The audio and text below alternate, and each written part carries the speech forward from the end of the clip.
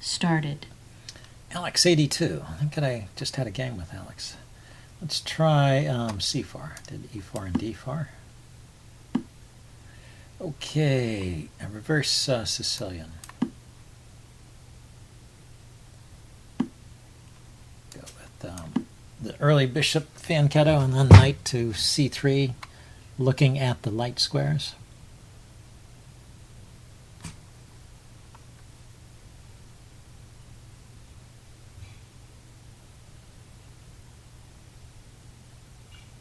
Let's see, what does black play in this position? A lot of times I'll play c6 here.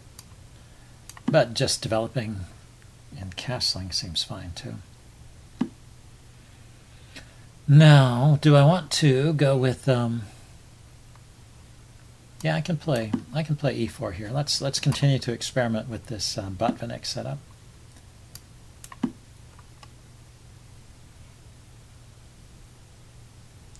So knight to e2 and castles. And then try to expand on the king side here, it looks like. Okay, do I worry about the knight coming into c5 or b4? I guess not yet. On c5 or b4, I have ways to kick the knight. And the knight might be headed to c7 anyway. So there's no point in preventing him from going to one of these squares if I can deal with it after it's there.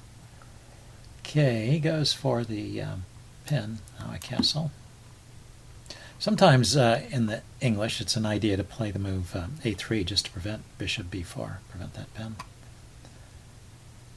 I don't know if it goes with this setup. I think it's when you're playing other setups in the English, you often play a3 there.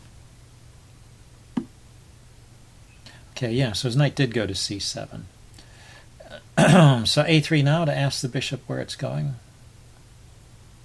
I guess. If he wants to give up the bishop here, I think that should be good for me.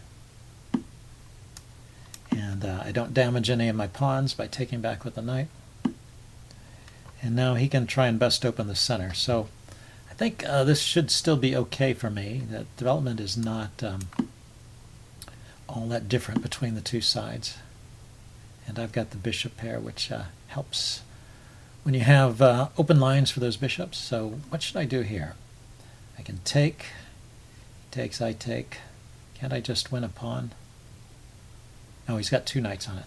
Knight takes, pawn takes, knight takes, bishop takes, queen takes. I don't want to go down that route.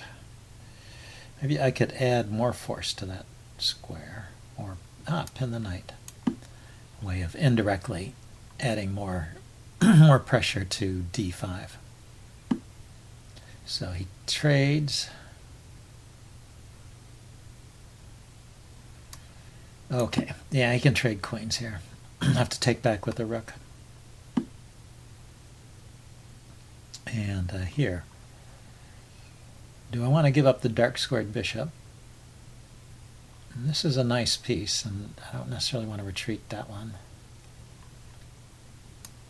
Let's go ahead and give it up and get his queen away from my queen. So we'll have a game with queens on the board this time. And I'm going to try and put pressure on b7 here. Maybe starting with queen b3. What can he do? He can develop his light squared bishop to... yeah, but bishop e6, I'll just take on b7. Okay, oh, he wants to trade queens. Let's see, if I take his queen, it doubles these pawns, it opens up the file for his rook.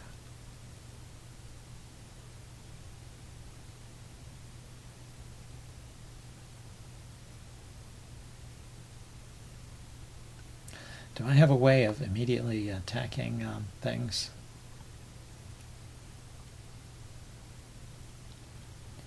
After that, like, the two squares the knight can go to are guarded. Anyway, I don't see any good move for the queen other than taking. Not that I think this is so great, but maybe I can play knight to knight d5 there and put some pressure on the pawn on b6. can also directly attack the e-pawn, but he can defend that pretty easily. Okay, so he's letting that go. Maybe he's coming in here to these squares. He's got good squares to go to. The let's see, what can he do from the d4 square? He can come in here, to here, to here, and to here. I still think I would like to grab his pawn. Grab that b pawn, why not?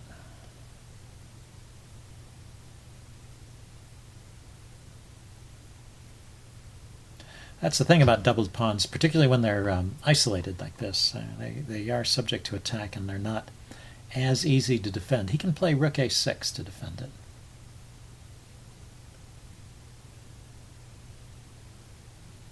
And we'll just go from there. I'm not sure what then.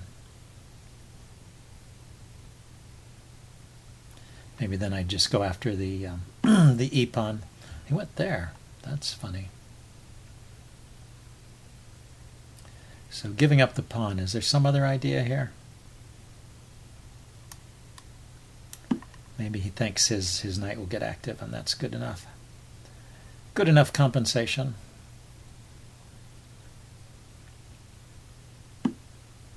That is a nice square for the knight, and it's hard to evict. I can't get it out of there easily. Let's see, so let's attack. Make sure he's not forking me here. There is this check here, but these squares are covered. He can go here, hit the rook. I can take that pawn, and he's not really threatening anything else, or here. So I think things are okay here. He needs to defend the e-pawn. Maybe I can counterattack the e-pawn with f4. Oh, he attacks my rook. That's true, he can do that. So what's the best thing to do here?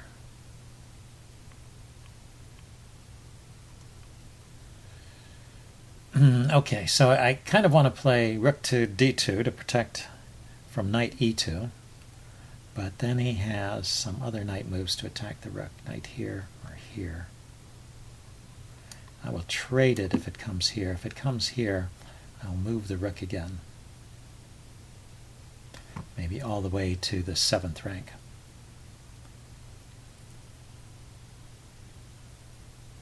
And if it goes to e2, I will take it.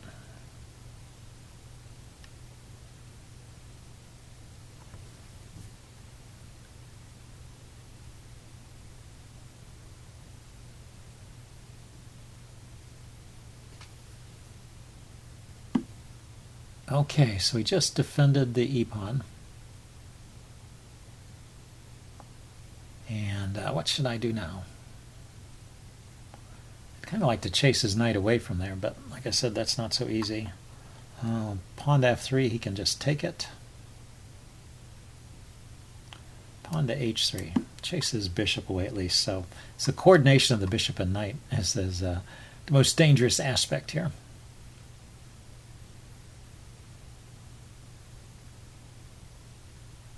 Actually, he can play bishop f3, and I can't take the bishop because the knight comes back with a check. But bishop f3, I can play rook to e3, perhaps. Yeah, that looks good. Bishop f3, rook e3.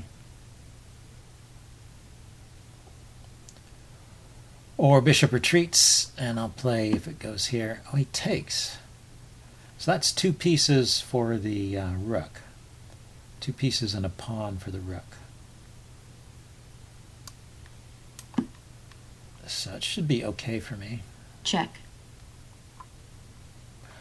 It's not 2 pieces for the rook. It wins the exchange. That's not okay for me.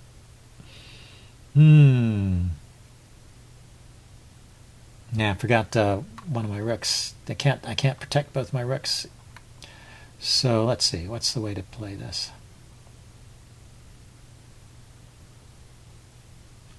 Wherever I go, he's going to check me again when he takes, huh? Let's see which way he wants to take. I mean, he can take on the back rank and check me, but he doesn't have to do that. Okay, so I messed up. Just a miscalculation. So I'm down the exchange. Let's see, and I lost a pawn also, so let's let's see, yeah, it's 5-5. So I'm just down a pure exchange. Okay, I can play bishop to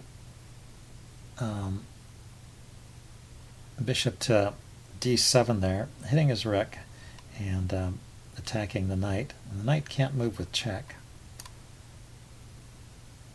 And if the rook moves, then I'll take his knight.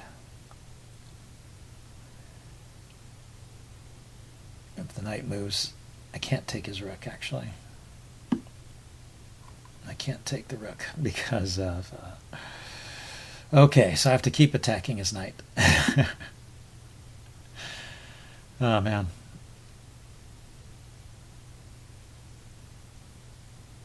So once again, two things are hanging, the rook and the knight. If he had moved his knight somewhere where I couldn't attack it, maybe there was no such square.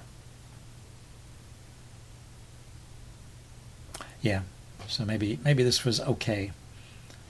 Anyway,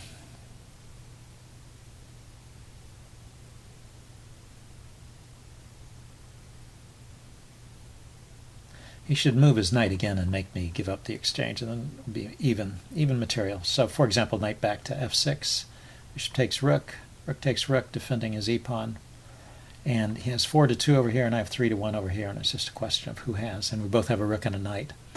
And well, I'll try and win with my outside passed pawns on the queen side, but well, probably an even game.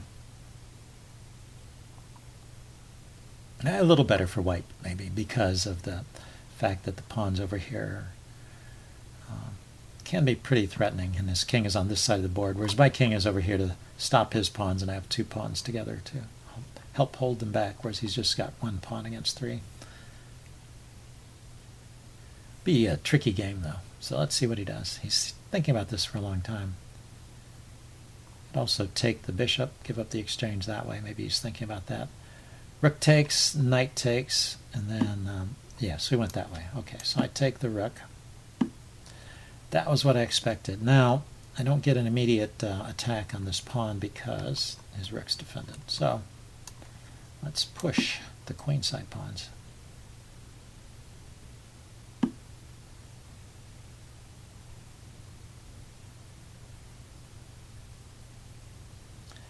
That's interesting. Okay, so can he can get into this square? Not yet. He can get into this square.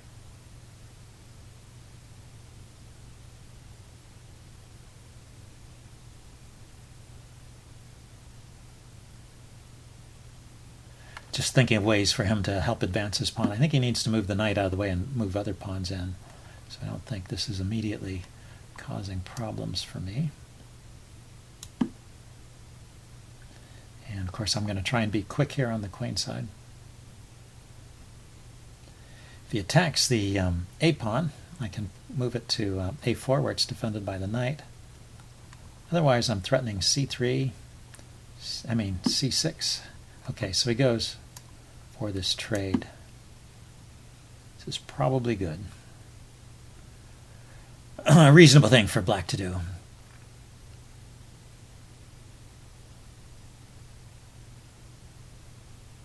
Although he can't take with the knight. That's interesting, because after knight takes, I have king to f3 attacking the knight, which and now the rook really is pinned. So maybe that was a mistake, rushing in. I think in this position I would have pushed the f-pawn forward. Okay, so he goes after the c-pawn. That's logical. And so I want to defend it. But I could attack his knight first. But he has checks. If I attack the knight from f3, he has checks. If I go to defend c3, he can take this pawn with check. Then I attack the knight, and the knight moves again. Maybe to from e3 back to d6. Then I can push the c-pawn forward. Oh, I can just take his rook. I knew this knight was doing something useful on b6. It's protecting the c8 square. So he couldn't play rook c8. It was a good idea, other than the fact that that square was guarded.